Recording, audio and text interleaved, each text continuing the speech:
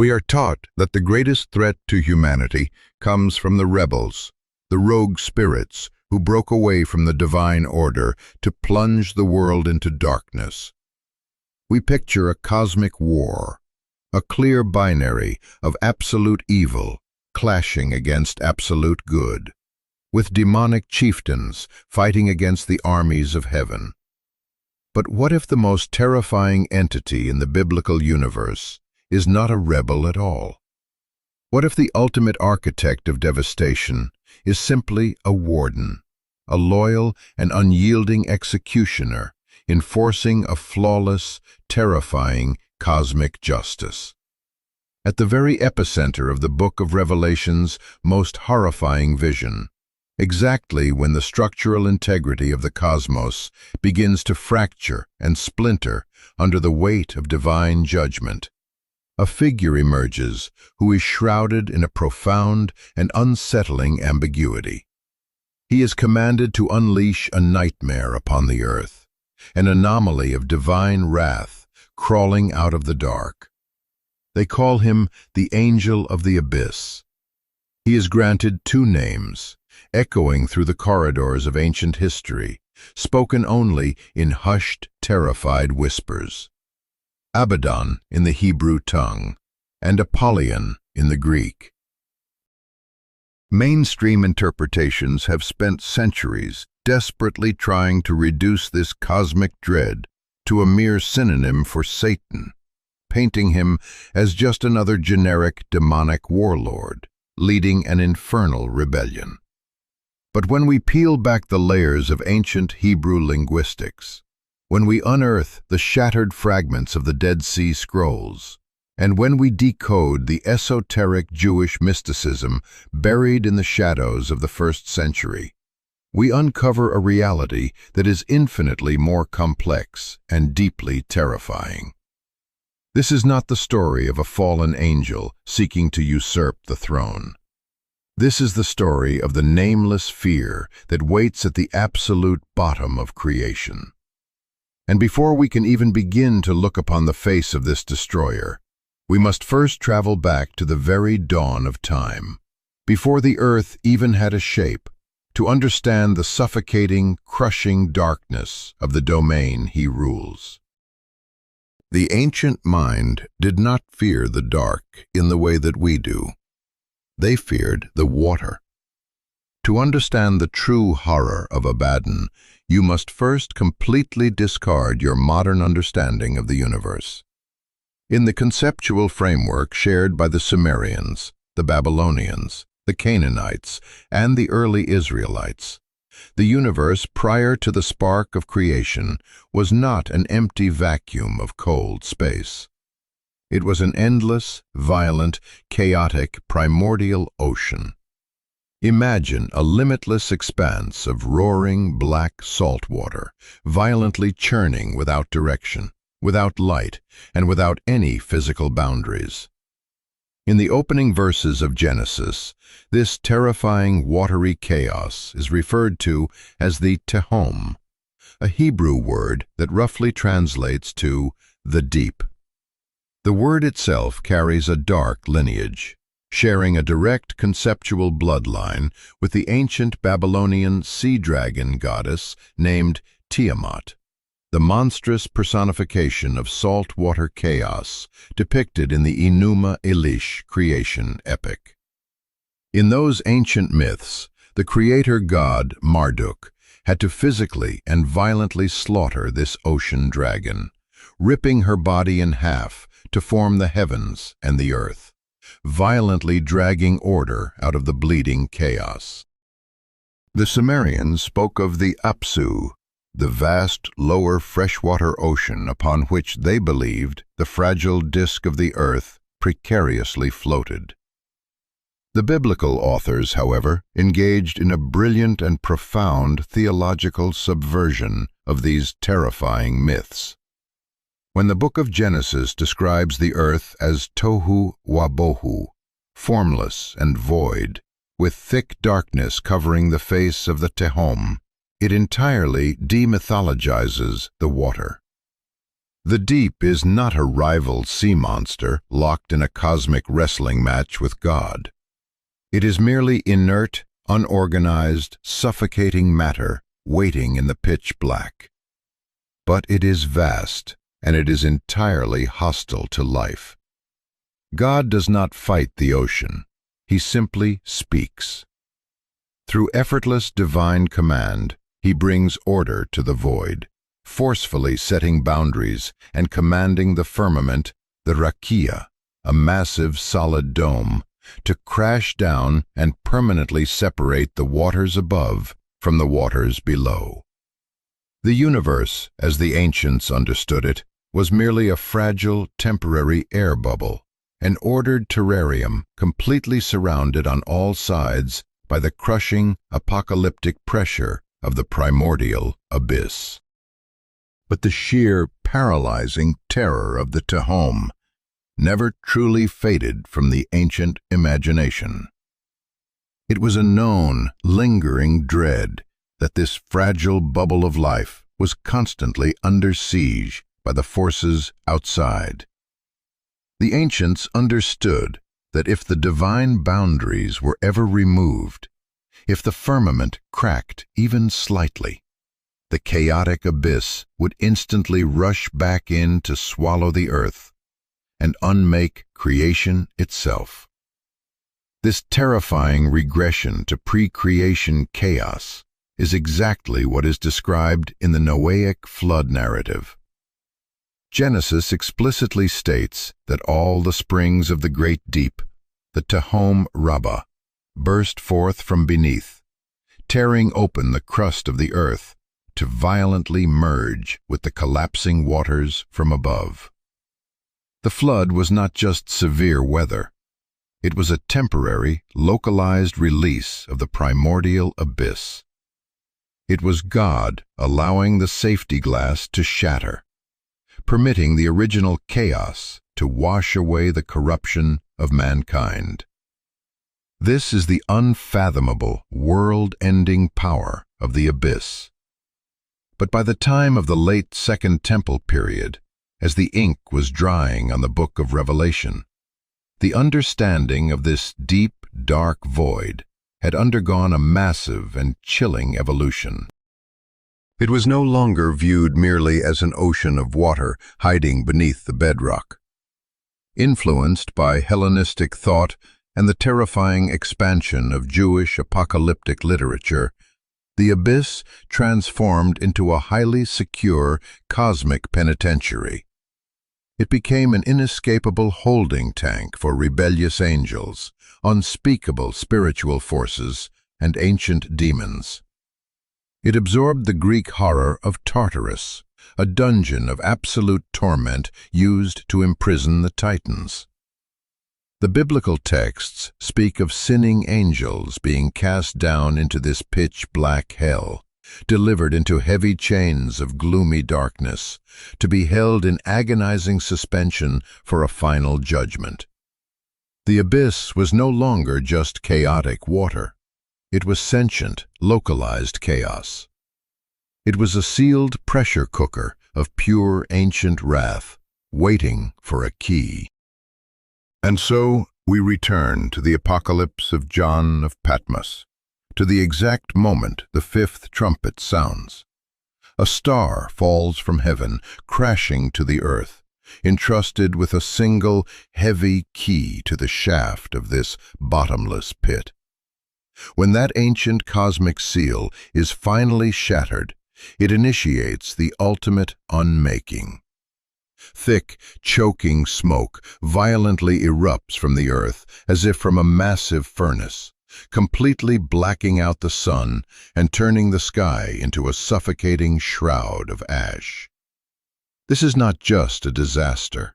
It is a terrifying inversion of the divine order established in Genesis, a localized decreation, unleashing entities that have been locked away in sensory deprivation since the dawn of antiquity. Out of this suffocating darkness crawls an anomalous, monstrous legion, a swarm of unnatural locusts. But they do not emerge as a mindless, chaotic swarm.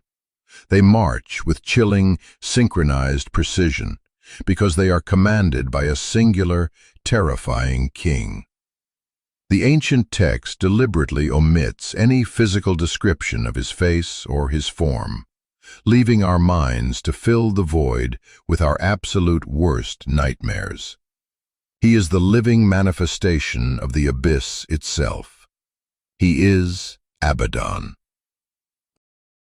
And to truly grasp the sheer scale of the terror he commands, we must dig into the ancient roots of his name, a word that originally had no soul, no voice, and no agency, but simply meant the absolute, silent, inescapable end of all things. But that dark evolution from a silent grave into a commanding prince is a story for the next chapter. Words are not just sounds, they are ancient architecture. Before the angel of the abyss commanded a legion of the damned, he was not a person, an angel, or a demon.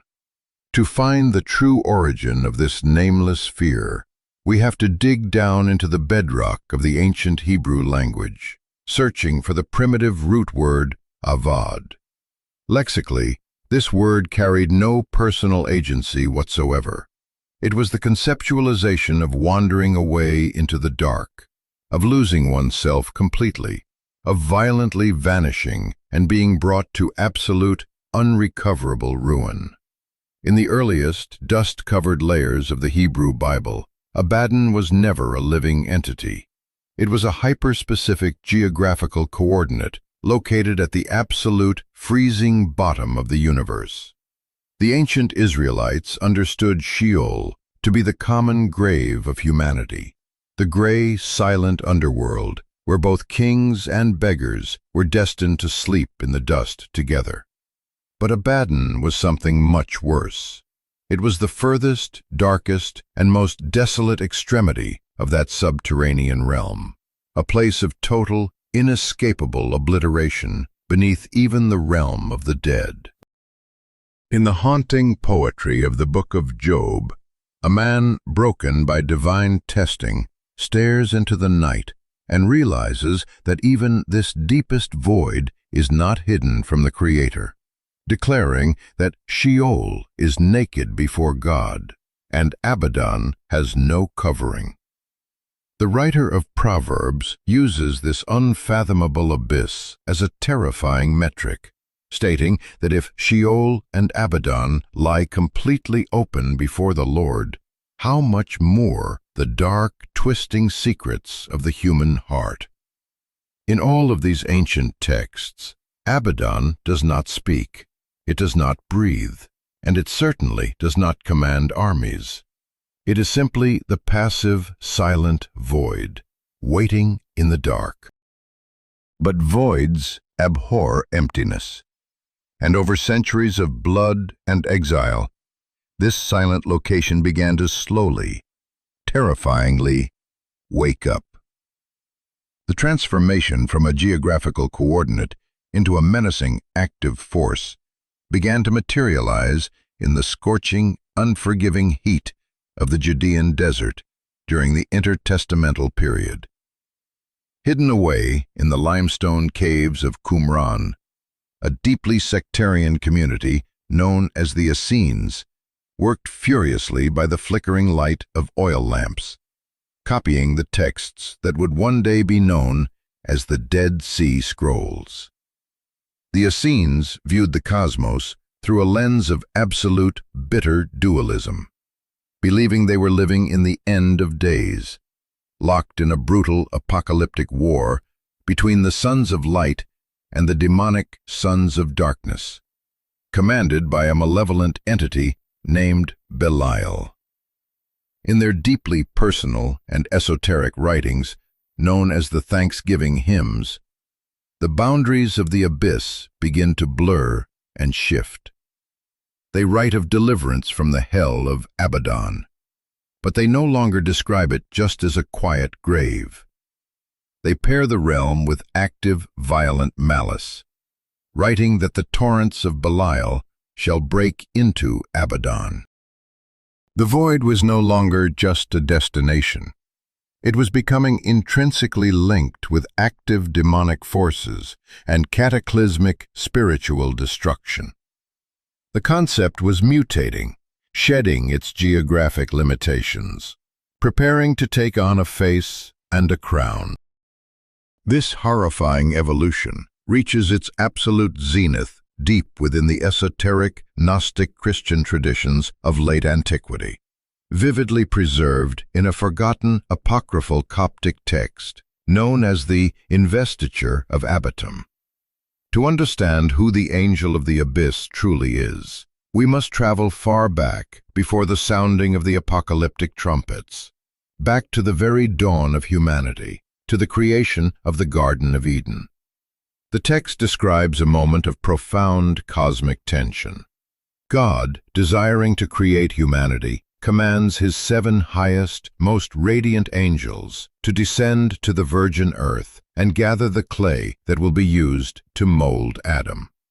But the earth is not a dead, unfeeling thing. As the angels descend in their blinding glory, reaching down to harvest the soil, the earth itself begins to violently tremble and speak. The grinding of tectonic plates and the snapping of ancient roots form a voice of pure prophetic terror. The earth looks forward through the corridors of time and foresees the immense, staggering weight of human sin. It tastes the blood of Abel before he is even born. It sees the endless cycles of warfare, the corruption of empires, the slaughter of the innocent, and the burning of cities. The soil screams a warning to the heavenly host, begging them not to participate in the creation of such a deeply flawed and destructive parasite. The sheer horror of this earthen prophecy paralyzes the angelic host. 6 of the 7 magnificent angels, overwhelmed by pity and dread at the oceans of blood that will inevitably be spilled, pull their hands back from the dirt. They recoil in horror, entirely unable to bring themselves to participate in the genesis of mankind, outright refusing the direct command of the Almighty Creator. The heavenly court falls into a heavy, terrifying silence. But one angel does not step back. His name is Muriel. He does not listen to the screaming of the soil. He is not swayed by pity, nor is he paralyzed by the terrifying visions of future wars. His loyalty to the divine command is absolute, cold, unyielding, and terrifyingly perfect. Without a second of hesitation, Muriel steps forward, plunges his radiant hands into the screaming, trembling earth, and violently rips the clay free, gathering the dark, raw material of humanity and carrying it back to the highest throne. It is in this exact moment, as a reward for this absolute, unquestioning obedience in the face of prophetic horror, that the Creator alters the destiny of the cosmos. Because Muriel was the one willing to harvest the earth that would inevitably bring so much death and suffering into the world, God decrees that Muriel must be the one to master that death. In preparation for the inevitable fall of mankind, God begins a terrifying transformation. The radiant, beautiful angel Muriel is stripped of his original name. He is crowned the Angel of Death, and his name is forever changed to Abaddon, the Destroyer. He is granted absolute, terrifying control over the earth and the souls of every human being who will ever breathe. The apocryphal text describes him taking his seat upon a massive, searing throne of molten fire, his original angelic visage twisted into a form so incomprehensibly frightening that mere spirits would disintegrate into nothingness just from the sheer terror of hearing their own screams upon looking at him. Yet this is the most crucial, mind-bending twist of the ancient narrative. Despite his terrifying nature, despite his molten throne and his crown of dread, Abaddon is not depicted as an evil, rebellious demon. He is a creature of absolute, paralyzing dread, feared equally by the angels of heaven, the demons of hell, and the entirety of mankind. But his terror is fundamentally and flawlessly aligned with the sovereign will of the Creator. He is present at the Last Judgment to guide souls, operating as the perfect, unfeeling bridge between the chaotic destruction of the old world and the terrifying, unyielding authority of divine justice. He is not a monster who broke out of his cage. He is the warden, and his true, devastating purpose in the book of Revelation is only just beginning to unfold. For centuries, humanity has desperately tried to simplify the supernatural realm into a comforting, binary system of absolute good versus absolute evil, systematically stripping away all the terrifying, visceral nuances of ancient theology. We constructed medieval epic poems and cultural mythologies that reduced the angel of the abyss to a generic, rebellious demon, easily conflating him with Satan or a rogue prince of hell eager to overthrow the Creator.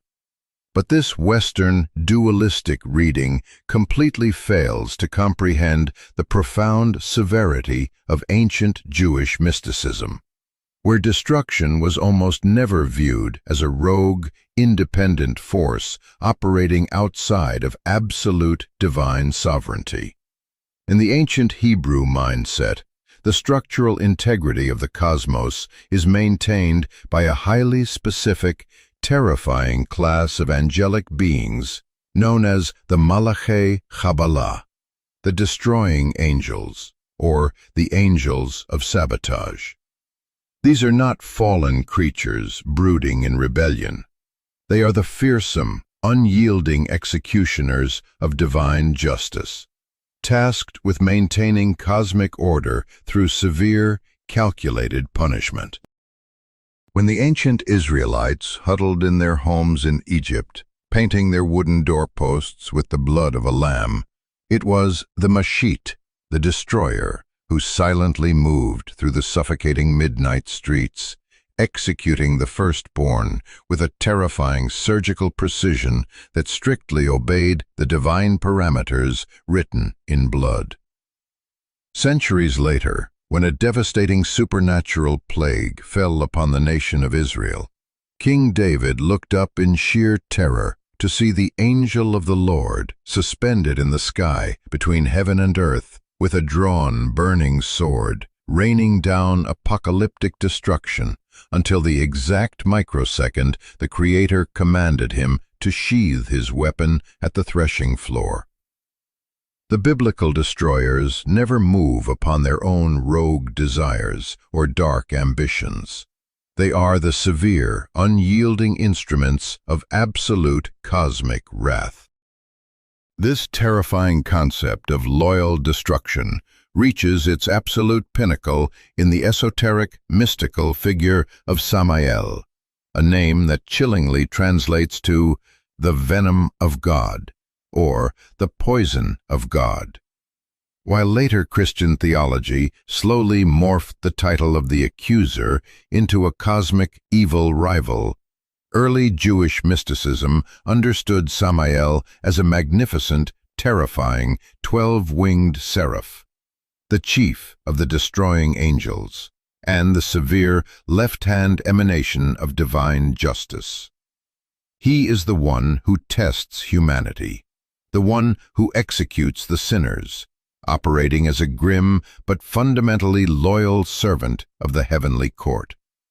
The Talmud even records a surreal, tense negotiation where a rabbi attempts to physically disarm the angel of death, only for a heavenly voice to intervene and demand the executioner's knife be returned. because the cold mechanism of death is terrifyingly necessary for the world to function. When you view the Book of Revelation through this ancient, mystical lens, the entity known as Abaddon is completely recontextualized. He is not a rogue demon who has finally managed to break out of his subterranean cage to wreak chaotic havoc on the earth. He is the warden of the abyss. The ancient text explicitly proves this by revealing that the abyss only opens because an angelic authority figure is officially handed a key, proving beyond a shadow of a doubt that Abaddon's dark domain is completely sanctioned and heavily controlled by a higher sovereign power.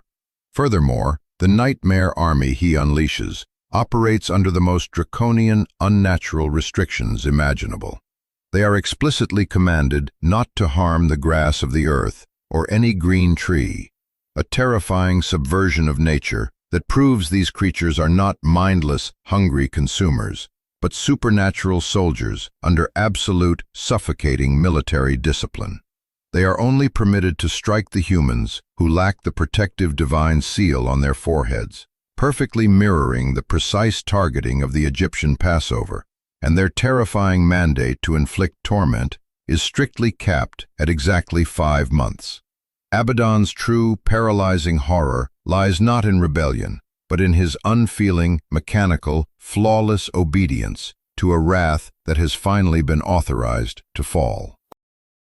But while the theological framework establishes Abaddon as an omnipotent cosmic warden, the physical description of his monstrous army serves a distinctly different, highly subversive, and politically explosive purpose.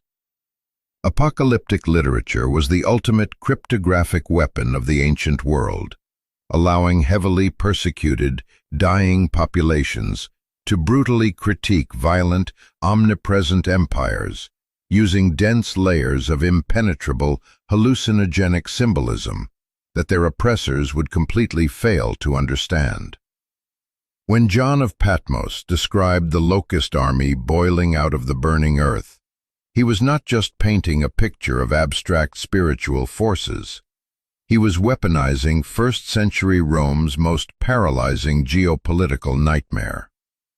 Just beyond the heavily militarized, tense boundary of the Euphrates River lay the Parthian Empire, the only superpower on the planet capable of rivaling and slaughtering the Roman war machine.